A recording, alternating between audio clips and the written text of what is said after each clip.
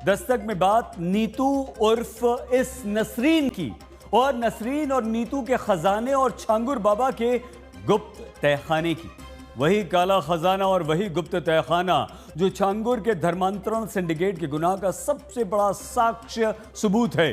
अगर जलालुद्दीन उर्फ छांगुर बाबा ने धर्मांतरण के नाम पर विदेशों से 100 करोड़ रुपए की फंडिंग की, तो 100 करोड़ के खजाने की सबसे बड़ी राजदार नीतू है। अगर छांगुर बाबा ने 3000 लड़कियों का धर्मांतरण करवाया, तो गुप्त तहखाने में छांगुर बाबा का एक एक गुनाह मौजूद है और उस गुनाह का एक एक सबूत मौजूद है। उत्तर प्रदेश एटीएस को छांगुर बाबा के गुप्त खजाने से जुड़ी कई महत्वपूर्ण जानकारियां मिली हैं। जांच टीम को पूरा यह विश्वास है कि गुप्त तहखाना खुलते ही छांगुर बाबा के धर्मांतरण कांड में नए नए खुलासे होंगे, और यही कारण है कि यूपी एटीएस छांगुर बाबा से राज उगलवाने के लिए उसका लाइट डिटेक्टर टेस्ट और नार्को टेस्ट करवाने पर विचार कर रही है।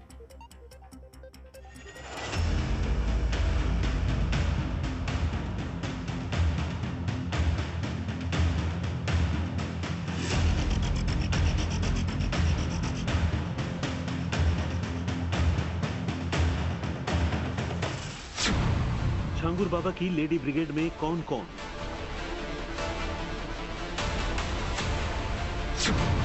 कोठी में छांगुर बाबा ने क्यों बनाए थे तहखाने? क्या छांगुर बाबा को तहखाने में लाई थी एटीएस? क्या नीतू उर्फ नसरीन ने तहखाने का राज खोला?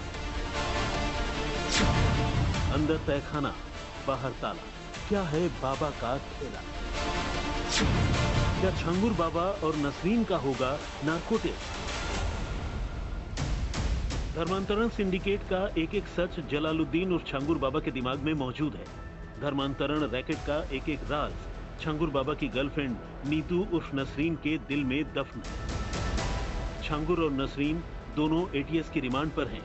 लगातार पूछताछ जारी है, लेकिन शातिर दिमाग जलालुद्दीन उर्फ छांगुर बाबा लगातार एटीएस को गुमराह कर रहा है। यही वजह है कि एटीएस के लिए छांगुर बाबा से पूछताछ में सच उगलवाना टेढ़ी खीर है।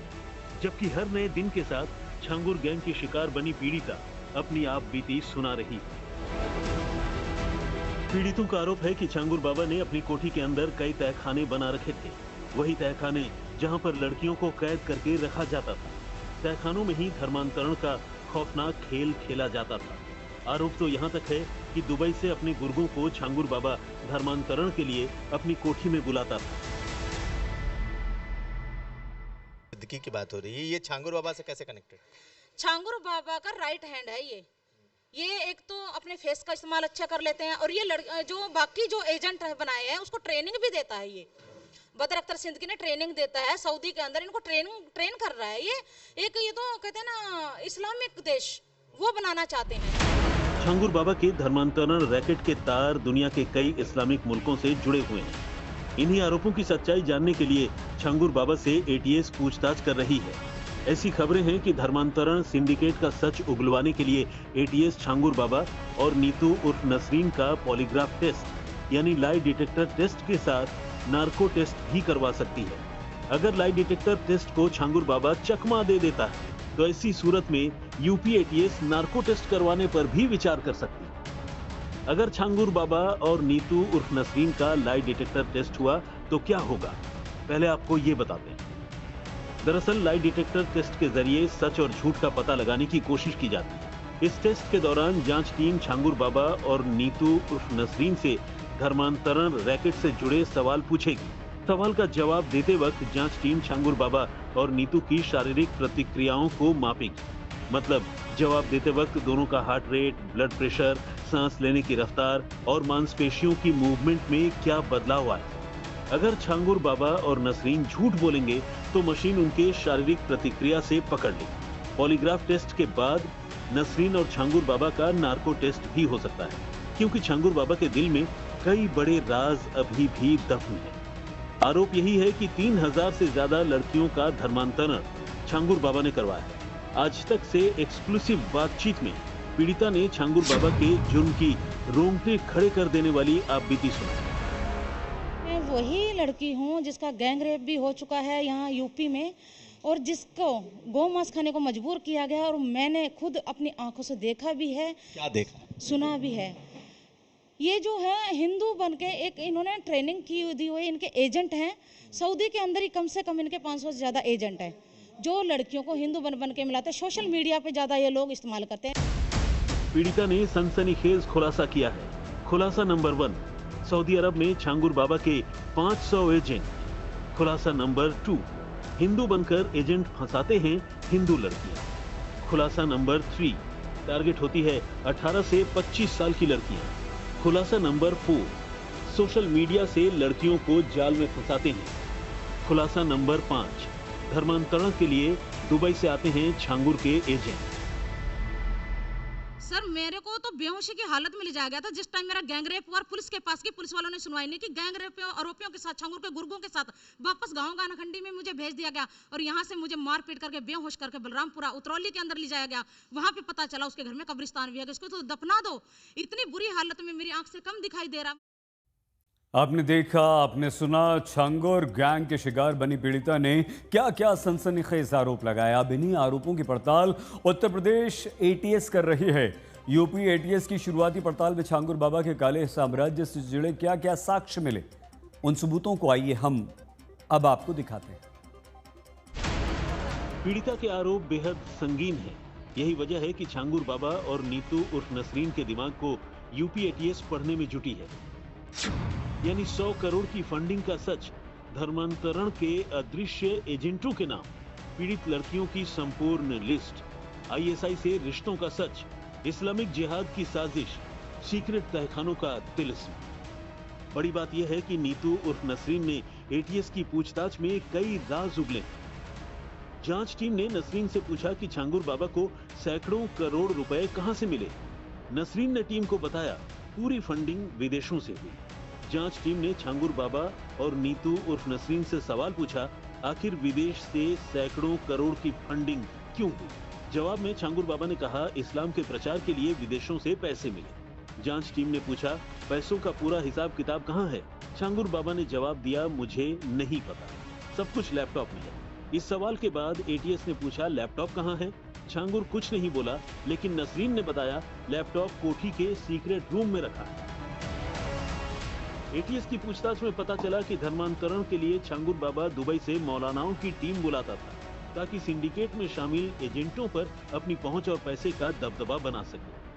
दूसरी तरफ अपने नापाक प्लान को अंजाम तक पहुंचाने के लिए छांगुर बाबा ने अपनी कोठियों में तहखाने बनवा रखे थे। इन तहखानों में दुबई से आए मौलानाओं के जरिए पहले उसके एजेंटों को ट्रेनिंग दी जाती है और फिर तहखाने में ही लड़कियों का धर्मांतरण करवाया जाता था। एक पीड़िता का आरोप है कि इस खौफनाक खेल में छांगुर बाबा का एक राइट हैंड है, बदर अख्तर नाम का ये शख्स। राइट हैंड है बदर अख्तर सिद्दीकी, जो मेरठ का रहने वाला है और दिल्ली नोएडा के अंदर इसका कारोबार है, और जो हमारी इंडिया की 70 से 75 लड़कियों को अकेले ने टारगेट किया है। और एक मिनट, 70 से 75 लड़कियां अकेले ने इसने टारगेट किया है, और 5 से 6 लड़कियां अभी तक गायब है। बदर अख्तर सिद्दीकी आरोप के मुताबिक किसी जमाने में बदर छांगुर बाबा का एजेंट था। वो 75 से ज्यादा हिंदू लड़कियों को लव जिहाद का शिकार बनाया। इसी से खुश होकर छांगुर बाबा ने बदर को सऊदी भेज दिया। अब बदर धर्मांतरण रैकेट से जुड़े एजेंटों को हिंदू लड़कियों को जाल में फंसाने की ट्रेनिंग देता है। ये है छांगुर का राइट हैंड बदर अख्तर सिद्दीकी, जो सऊदी के अधिदलम शहर के अंदर स्थित है। यही मेरा कन्वर्जन करवाने सऊदी हाइल के अंदर अलवादिया जो कस्बा उसके अंदर आया था। और मैं आज एक को खुलासा और करना चाहूंगी, कई लोग ऐसे हैं जो ऐसे जिहादियों जल्लादों के खिलाफ आवाज नहीं उठा पाते हैं। उनके माँ बाप, उनकी सिस्कियां, उनकी बहन बेटियां गायब हैं। आप इससे मिल चुकी हैं? जी मैं इनसे मिल चुकी हूँ। ये मेरा धर्म परिवर्तन करवाना चाहते थे और मैंने नहीं किया, तो मेरा जो वहाँ पे अश्लील वीडियो बनवाया राजू राठौर द्वारा। छांगुर के शिकार बनी लड़कियों की लिस्ट बहुत लंबी है। आरोप तो यहाँ तक है कि छांगुर गैंग की शिकार बनी लड़कियां सालों से लापता हैं। सर मेरी बहन कहाँ है, क्या है, कुछ नहीं है, कुछ मुझे जानकारी नहीं है। और फेसबुक से भी उसके अकाउंट से जो फोटोज़ वगैरह थी सब गायब हो गई। मेरी सिस्टर ने लॉन्ग टाइम तक मेरे से व्हाट्सएप पे जैसे बात की, तो शायद ऐसा लगता था कि उसका फ़ोन कोई और चला रहा है। मैंने कितनी बार कोशिश करी कि मैंने उसको बोला कॉल कर, लेकिन बस व्हाट्सएप पे ही टक टक होती थी और कुछ नहीं होता था। दावा यही है कि मेरठ के कॉल सेंटर में छांगुर बाबा के एजेंट बदर से मुलाकात हुई। बदर सिद्दीकी हिंदू पहचान से पीड़िता से मिला और फिर पीड़िता की जिंदगी नर्क बन गई। ये मेरी बहन की एक तस्वीर है जो कि उसने बताया था कि उसने मेरे साथ मारपीट भी करी है, जहाँ जब वो नोएडा वगैरह में कहीं आसपास रहते थे। ये बदर सिद्दीकी के बारे में बता। हाँ, बदर सिद्दीकी के बारे में बता रहा हूँ। ये आशा नेगी हैं और ये गार्ड को फ़ोन करते हुए, सिक्योरिटी गार्ड को, ये मेरी सिस्टर ने बताया था कि इसने मेरे को मारा भी है। उसके बाद एक लड़की जो है ये प्रिया त्यागी, ये भी सुरूरपुर थाने के पास गांव पड़ता है, कोई गांव भुनी वगैरह, वहाँ की गायब है। एटीएस को इस बात के भी सबूत मिले हैं कि धर्म परिवर्तन के लिए छांगुर बाबा के पास कई इस्लामिक देशों से फंड आया। और तो और ऐसी खबरें हैं कि छांगुर बाबा की गर्लफ्रेंड नीतू उर्फ नसरीन का स्विस बैंक में भी खाता है। लेकिन सवाल यही है कि सैकड़ों करोड़ की फंडिंग, हजारों लड़कियों का धर्मांतरण हो गया, बावजूद इसके जांच एजेंसियों को भनक तक नहीं लगी। ऐसा हुआ तो हुआ कैसे? छांगुर बाबा का एजेंट और गुरगा है, उसने कई ऐसी लड़कियों को अपने जाल में फंसाया है और इसके सबूत एक एक करके सामने आ रहे हैं। लेकिन बात यही कि आखिर छांगुर बाबा का इतना बड़ा साम्राज्य जाल फैला तो कैसे फैला, कितने प्रशासनिक और पुलिस अधिकारी मिले हैं, आखिर कैसे वो इन चीज़ों को अंजाम दे रहा है जिसका नेटवर्क देश ही नहीं विदेश में भी है। नीरज कुमार के साथ कुमार अभिषेक, लखनऊ, आज तक। छांगुर बाबा अब शिकंजे में आ चुका है, लेकिन उत्तर प्रदेश एटीएस अभी छांगुर का पूरा नेटवर्क छानने में जुटी हुई है। छांगुर बाबा की धर्मांतरण कंपनी के एक एक गुर्गे तक एटीएस पहुंच रही है और अब उन पुलिस अधिकारियों की भी बिल्कुल खैर नहीं जिन्होंने छांगुर बाबा को धर्मांतरण का किंग बनने दिया, नजरअंदाज किया, जानते बूझते हुए कोई कार्रवाई नहीं की, एक्शन नहीं लिया। और अब छांगुर बाबा की दौलत के सामने उसकी जुबान और फर्ज दोनों बिकते रहे। छांगुर बाबा की कोठी पर तो बुलडोजर चल गया, छांगुर बाबा की विदेशी फंडिंग का भी खुलासा हो गया। लेकिन अब एक ऐसी लिस्ट यूपी एटीएस ने बना ली है जिसमें बलरामपुर के उन सारे पुलिस अधिकारियों के नाम हैं और नाम चढ़ाए जाएंगे जिन्होंने छांगुर बाबा को अपना साम्राज्य स्थापित करने में मदद की। ऐसे पुलिस वाले अब बचेंगे नहीं। यूपी एटीएस अपने ही इन अधिकारियों पर एक्शन लेगी, अफसरों पर होगा अब एक्शन।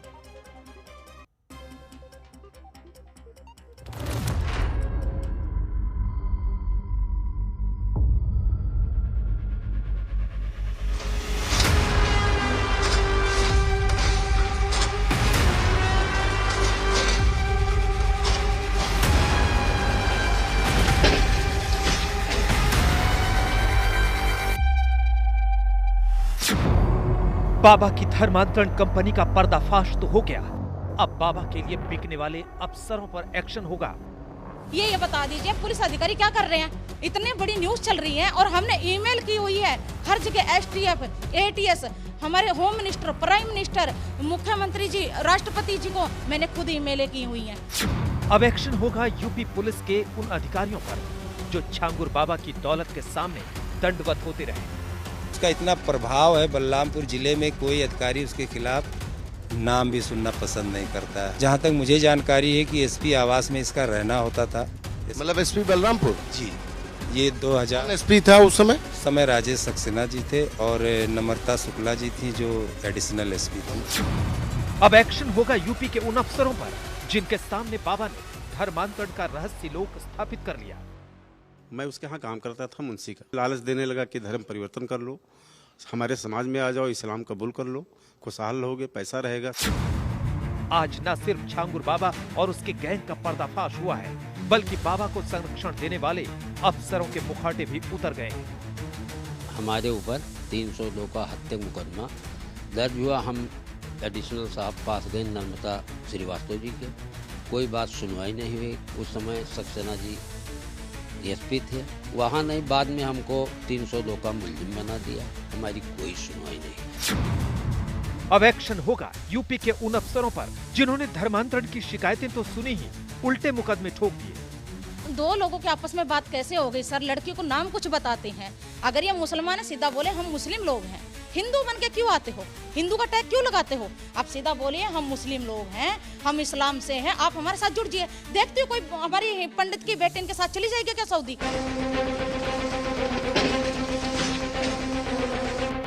अब छांगुर बाबा के धर्मांतरण गैंग की सारी कड़ियां खुल रही हैं। कैसे विदेशी फंडिंग से छांगुर बाबा और नीतू धर्मांतरण कंपनी चला रहे थे, अब उसका भी पूरा सच बाहर आ चुका है। देश से लेकर विदेश तक छांगुर बाबा के नेक्सस का ये सच भी आप सुन लीजिए।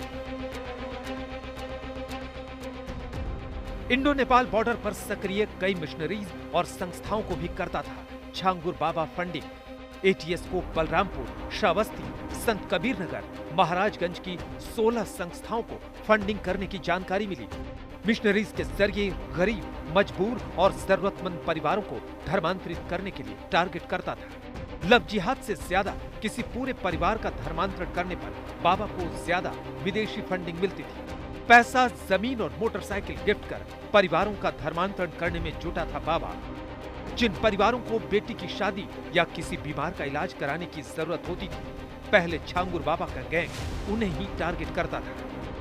बलरामपुर के उतरौला में बैठकर धर्मांतरण का सिंडिकेट चला रहा छांगुर बाबा और उसके नीतू उर्फ नसरीन और नवीन इंडो नेपाल बॉर्डर के उन हिंदू परिवारों को भी टारगेट कर रहे थे जो गरीब थे, मजबूर थे और जरूरतमंद। किसी परिवार में बेटी की शादी के लिए पैसा होता था तो किसी परिवार में बीमार के इलाज के लिए पैसे की जरूरत। ऐसे परिवारों को पैसा मुहैया कराया जाता और फिर उसके बाद उस पूरे परिवार को धर्मांतरित करवाया जा रहा था। हिंदू लड़कियों का तो छांगुर बाबा ने रेट फिक्स कर रखा था, लेकिन परिवारों की जानकारी के लिए उसने इंडो नेपाल बॉर्डर पर सक्रिय तमाम मिशनरीज और संस्थाओं को हायर कर रखा था, उनको फंडिंग कर रहा था। और इस बात की जानकारी यूपी एटीएस को पुलिस कस्टडी रिमांड पर लिए गए छांगुर बाबा और नीतू से पूछताछ में भी हुई है। और अब ऐसे में इंडो नेपाल बॉर्डर पर सक्रिय उन मिशनरीज और संस्थाओं को भी जांच के दायरे में लाया गया है जिनको बाबा ने बीते कुछ सालों में फंडिंग की है, जिनके पास टारगेट हिंदू परिवार थे जिनको धर्मांतरित किया जा सके।